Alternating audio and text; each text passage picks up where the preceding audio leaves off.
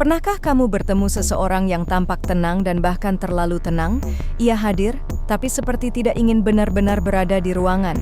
Ia mendengarkan lebih banyak daripada berbicara, melihat lebih banyak daripada yang orang sadari. Ia tidak terikat kelompok manapun, tapi tidak pernah benar-benar sendirian. Ia seperti bayangan, ada namun sulit disentuh. Kita mengenalnya sebagai lone wolf, dan hari ini kita akan membedah lebih dalam. Siapa mereka sebenarnya? Apakah mereka kuat, atau justru rapuh, berbahaya, atau hanya salah dipahami? Atau mungkin salah satu dari kita sebenarnya juga seorang lone wolf, hanya saja kita belum menyadarinya?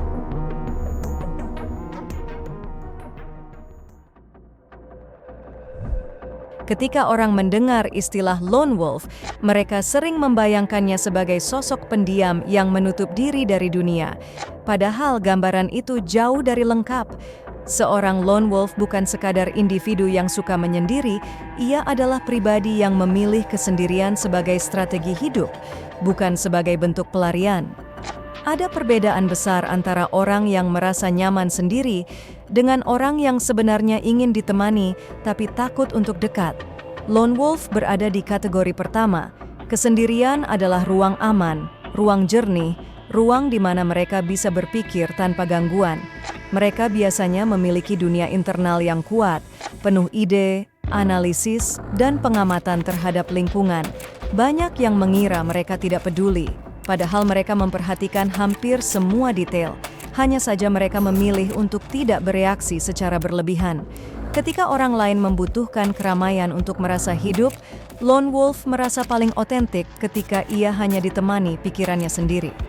Yang membuat mereka berbeda dari introvert adalah kemandirian psikologisnya. Mereka tidak menunggu validasi, tidak merasa harus ikut arus, dan tidak bergantung pada pendapat kelompok.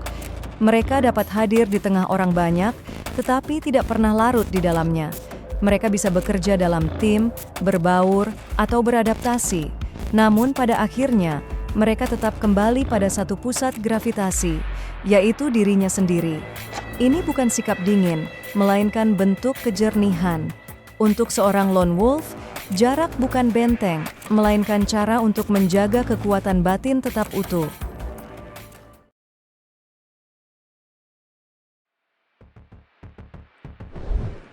Kepribadian lone wolf tidak muncul dalam satu malam. Ia terbentuk perlahan, bertahun-tahun, dari pengalaman yang menanamkan satu pelajaran besar, mengandalkan diri sendiri lebih aman daripada bergantung pada orang lain. Banyak lone wolf tumbuh di lingkungan yang membuat mereka dewasa sebelum waktunya. Ada yang terbiasa menyelesaikan masalah sendiri, karena keluarga tidak mampu memberikan dukungan emosional. Ada yang sering melihat konflik, manipulasi, atau ketidakstabilan, sehingga mereka belajar bahwa ketenangan hanya bisa ditemukan di ruang yang mereka kontrol sepenuhnya. Sebagian lagi mengalami pengkhianatan dari teman, keluarga, atau pasangan. Luka semacam itu membuat mereka mempertanyakan motif setiap hubungan. Saat orang lain bisa melupakan dan memulai kembali, lone wolf menyimpan pengalaman itu sebagai data, sebagai pola.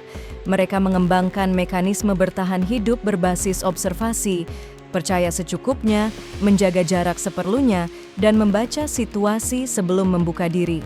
Ada pula faktor kecerdasan emosional dan analisis yang bekerja sejak dini. Anak yang terlalu peka melihat ketidakkonsistenan perilaku orang dewasa biasanya tumbuh menjadi individu yang berhati-hati. Mereka cepat menangkap kebohongan halus, nada suara yang berubah, atau dinamika kuasa dalam keluarga. Sensitivitas ini membuat mereka menilai hubungan secara lebih kritis, terkadang terlalu kritis. Ketidakcocokan dengan topeng sosial juga memainkan peran penting. Lone wolf tidak nyaman berpura-pura, tidak suka ikut permainan status, dan sulit mengikuti pola sosial yang terasa kosong. Ketika mereka melihat dunia dipenuhi kepentingan, mereka memilih mundur selangkah, mengamati, lalu bergerak dengan ritme mereka sendiri. Semua pengalaman ini, pengkhianatan, kemandirian paksa, sensitivitas tinggi, dan ketidakcocokan dengan dinamika sosial, akhirnya membentuk satu karakter. Pribadi yang lebih percaya pada kekuatan batinnya daripada keramaian di luar dirinya.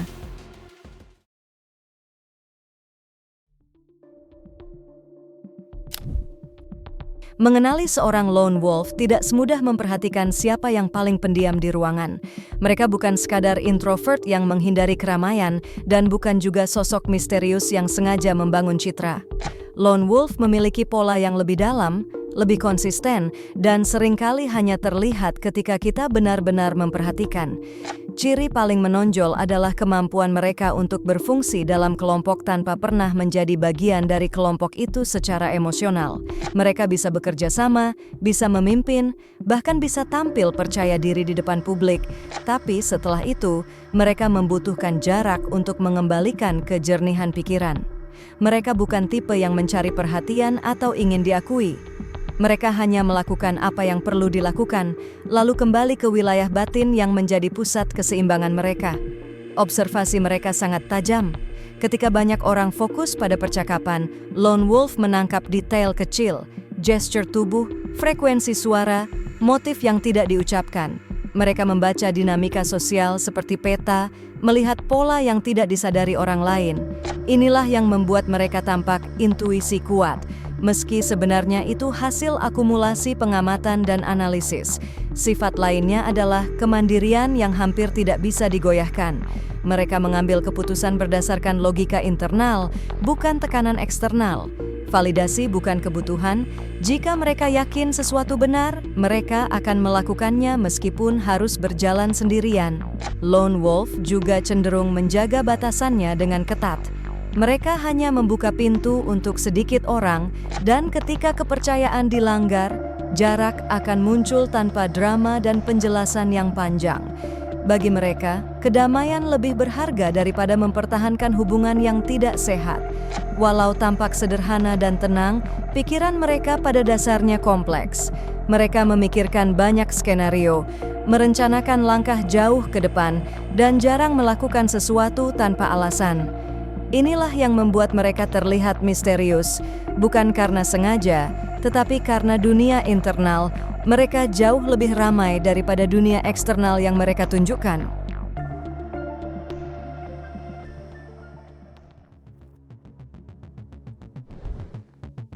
Di balik sikap tenang dan kecenderungan berjalan sendiri, seorang lone wolf memiliki sejumlah keunggulan yang seringkali tidak dimiliki orang pada umumnya.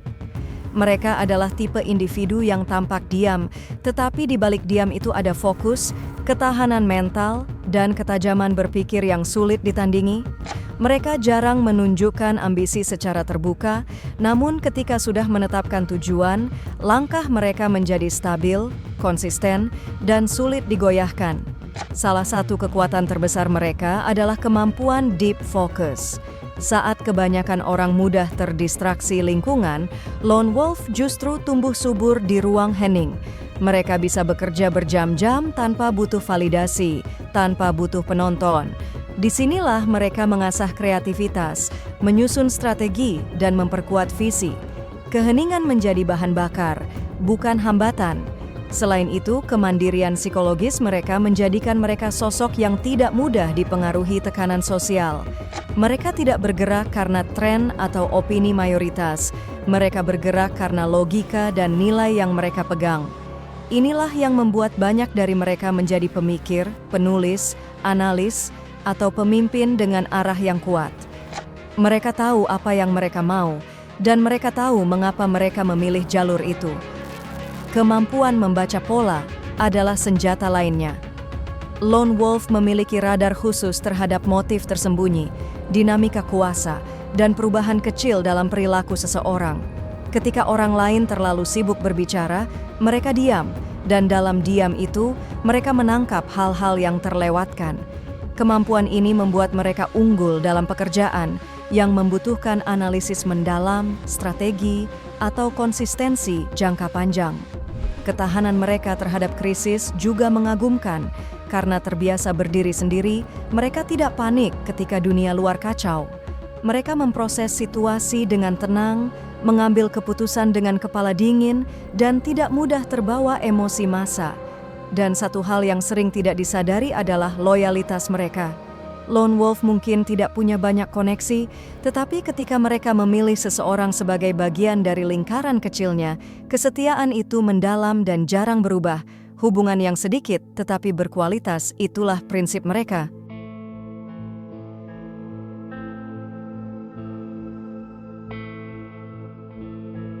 Di balik kekuatan dan ketenangan seorang lone wolf, ada sisi lain yang sering tidak terlihat.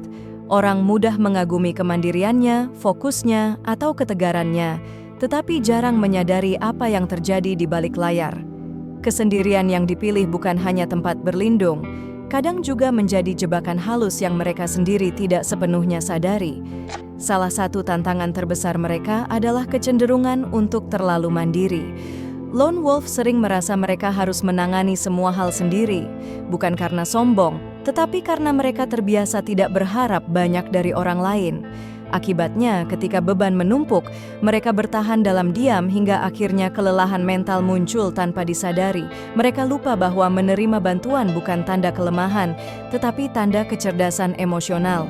Selain itu, kemampuan observasi yang tajam bisa berubah menjadi pedang bermata dua. Lone wolf sering menganalisis terlalu jauh, menciptakan skenario yang mungkin tidak pernah terjadi. Overthinking ini bukan sekadar memikirkan ulang suatu peristiwa, tapi memecahkannya menjadi kemungkinan-kemungkinan kecil yang melelahkan. Hasilnya, mereka bisa menjadi terlalu waspada dan sulit menikmati momen tanpa mencurigai motif di baliknya. Jarak emosional juga menjadi tantangan tersendiri. Lone wolf menjaga hubungannya dengan hati-hati, bahkan terlalu hati-hati. Ketika seseorang mencoba mendekat, mereka sering memeriksa setiap detail. Apakah orang ini tulus? Apa motifnya? Apakah hubungan ini akan mengganggu stabilitas hidup mereka? Kepekaan ini baik, tetapi dapat membuat hubungan yang seharusnya sederhana menjadi rumit. Tidak semua orang berniat jahat, namun lone wolf kadang bereaksi seolah ancaman selalu ada. Mereka juga rentan disalahpahami. Sikap tenang sering dianggap dingin, ketegasan dianggap sombong, kemandirian dipersepsikan sebagai penolakan. Padahal mereka hanya menjaga ruang pribadi dan energi mereka agar tidak terkuras. Sayangnya, dunia sosial yang penuh ekspektasi membuat mereka tampak berbeda, dan perbedaan itu menimbulkan jarak yang semakin lebar. Tantangan terakhir adalah risiko isolasi. Kesendirian memang memberi kedamaian, tetapi jika tidak diseimbangkan, ia bisa berubah menjadi dinding yang sulit ditembus. Tanpa disadari, lone wolf dapat menutup banyak pintu kesempatan, hubungan, bahkan pertumbuhan. Mereka kuat, tapi kekuatan yang berdiri sendiri terlalu lama bisa membuat hati mengeras dan perlahan mereka mulai lupa bagaimana rasanya benar-benar terhubung tanpa rasa curiga. Semua ini menunjukkan bahwa menjadi lone wolf adalah kekuatan, tetapi juga ujian.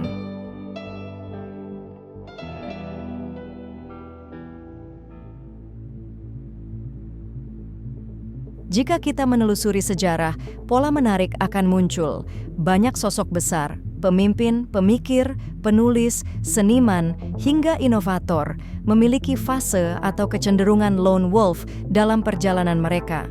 Bukan karena mereka tidak punya teman atau tidak mampu bersosialisasi, tapi karena visi yang mereka miliki seringkali terlalu besar, terlalu dalam, atau terlalu berbeda untuk dipahami orang kebanyakan. Mereka membutuhkan ruang sunyi untuk berpikir, menyusun strategi, dan merumuskan ide-ide yang kemudian mengubah dunia.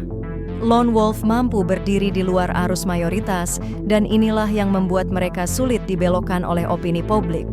Ketika orang lain mencari persetujuan terlebih dahulu sebelum bertindak, sosok lone wolf mengutamakan prinsip dan keyakinannya sendiri.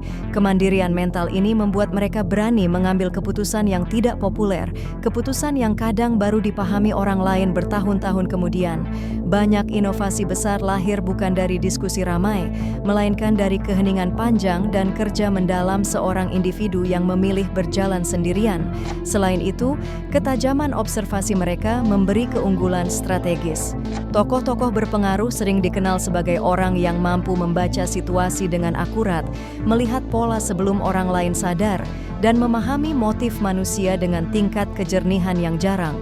Pola ini sangat selaras dengan karakter lone wolf. Mereka menonton dunia dari kejauhan, mencatat detail yang terlewatkan, lalu menggunakan informasi itu sebagai dasar keputusan. Keberanian untuk berbeda juga merupakan ciri umum. Banyak pemimpin revolusi, ilmuwan jenius, dan kreator hebat pada dasarnya asing di tengah lingkungannya. Mereka tidak selalu cocok dengan norma sosial, tidak takut menantang batasan, dan tidak merasa harus mengamankan kenyamanan sosial. Justru ketidaknyamanan itu yang mendorong mereka menciptakan sesuatu yang baru. Terakhir, kesendirian memberi mereka kedamaian untuk mempertahankan integritas. Ketika seseorang terlalu banyak terhubung, terlalu sering berkompromi, atau terlalu sibuk menjadi disukai, visinya mudah kabur. Lone wolf menjaga jarak agar pikirannya tetap jernih dan fokusnya tetap tajam. Di balik banyak karya besar yang kita kenal hari ini, ada jam-jam panjang dari kesunyian yang produktif, kesunyian yang hanya bisa dihargai oleh mereka yang berjiwa lone wolf. Semua ini membuatnya menjadi jelas, dunia sering bergerak karena mereka yang berani melangkah sendirian.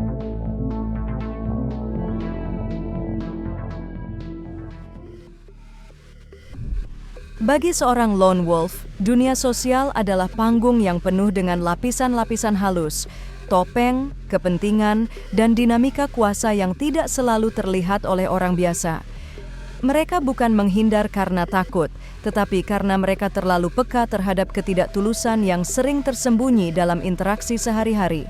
Sementara banyak orang dapat hidup dengan kompromi dan basa-basi, lone wolf melihat celah kecil dalam cara orang berbicara, ketidakcocokan antara kata dan tindakan, serta motif yang berjalan di balik percakapan ringan. Dunia sosial modern menuntut keramahan tanpa henti, tersenyum saat tidak ingin tersenyum, bersikap dekat dengan orang yang sebenarnya tidak kita percayai, dan mengikuti aturan tidak tertulis demi menjaga citra. Lone wolf sulit menerima pola ini. Mereka melihatnya sebagai permainan yang melelahkan, sebuah teater yang terus berputar tanpa jeda.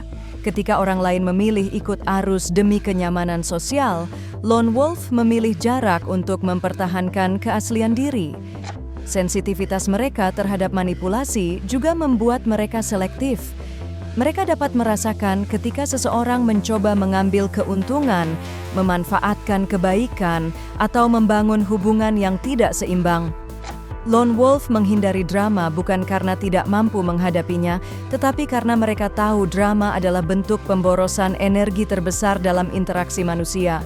Selain itu, lingkungan sosial sering memaksa seseorang untuk berkompetisi dalam hal-hal kecil, seperti status, pengakuan, dan perhatian. Lone wolf tidak tertarik pada permainan ini. Mereka lebih fokus pada substansi daripada permukaan. Ketika berada di tengah keramaian yang penuh pamer identitas, mereka merasa energinya terkuras. Karakter mereka lebih cocok untuk interaksi yang jujur, sederhana, dan bebas kepalsuan. Namun, bukan berarti mereka membenci manusia. Yang mereka hindari adalah kebisingan yang tidak perlu, seperti percakapan kosong, hubungan tanpa integritas, atau kelompok yang didirikan atas dasar ego dan kepentingan. Mereka tahu bahwa semakin banyak topeng yang ikut dimainkan, semakin besar peluang seseorang kehilangan dirinya. Dengan menjaga jarak, lone wolf bukan sedang memutuskan hubungan dengan dunia, tetapi sedang menjaga kejernihan pikirannya. Mereka memilih kedekatan yang berkualitas daripada koneksi yang berlebihan. Dalam kesunyian itulah, mereka bisa berpikir jernih, melihat pola yang tidak disadari orang lain, dan mempertahankan versi terbaik dari diri mereka sendiri. Bagi mereka, menghindar bukan bentuk kelemahan, melainkan strategi untuk tetap jernih di tengah dunia yang penuh sandiwara.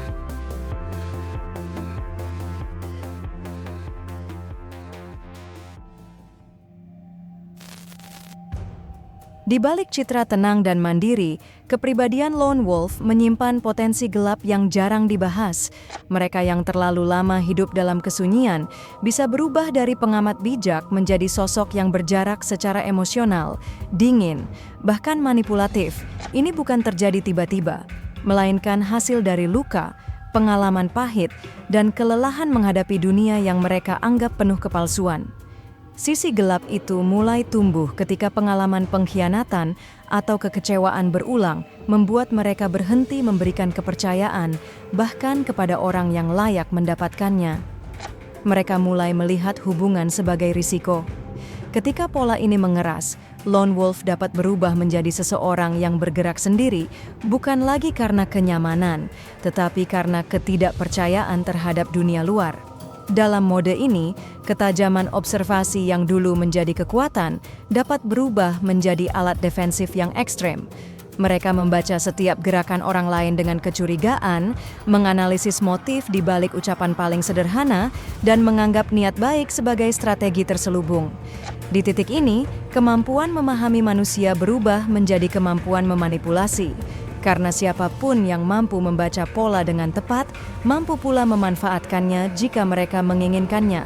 Sisi gelap lone wolf juga bisa muncul dalam bentuk pengendalian emosi yang terlalu sempurna. Mereka tampak tenang bukan karena damai, tetapi karena mati rasa. Mereka menahan diri dari konflik, namun ketika batasnya dilewati, reaksi mereka bisa eksplosif atau sangat dingin. Ada yang memilih diam hingga tidak bisa lagi dijangkau, ada yang memutus hubungan dengan cara yang tegas tanpa penjelasan. Semuanya tampak rapi dari luar, tapi seringkali diselimuti rasa pahit yang tidak pernah benar-benar diakui. Ada pula lone wolf yang menjadikan kesunyian sebagai tameng untuk menghindari tanggung jawab emosional. Mereka bisa tampak kuat, namun memilih jarak agar tidak perlu membuka luka lama atau mempercayai orang baru. Ketika pola ini dibiarkan terlalu lama, mereka bisa menjadi sosok yang sulit dibaca, sulit dipahami, dan sulit didekati. Bukan lagi karena misterius, tetapi karena hati mereka sudah terlalu kaku. Namun penting untuk dipahami, sisi gelap ini bukan berarti semua lone wolf berbahaya. Sisi gelap muncul ketika mereka tidak lagi menemukan keseimbangan antara jarak dan koneksi. Ketika kesendirian tidak lagi menjadi sumber kejernihan, tetapi benteng yang menahan mereka dari pertumbuhan. Di titik ini, lone wolf bukan lagi sosok mandiri, melainkan seseorang yang tersesat dalam labirin yang mereka bangun sendiri.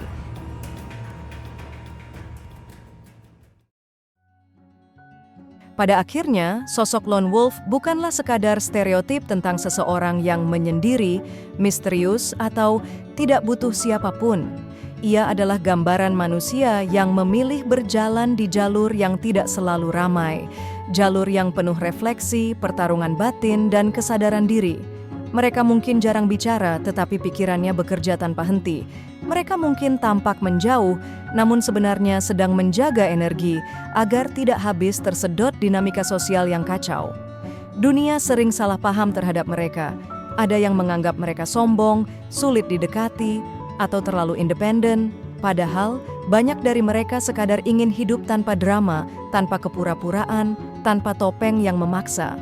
Di balik kesendirian itu, ada disiplin, ada strategi, ada luka, atau bahkan kebijaksanaan yang dibangun dari pengalaman yang tidak semua orang sanggup menanggungnya.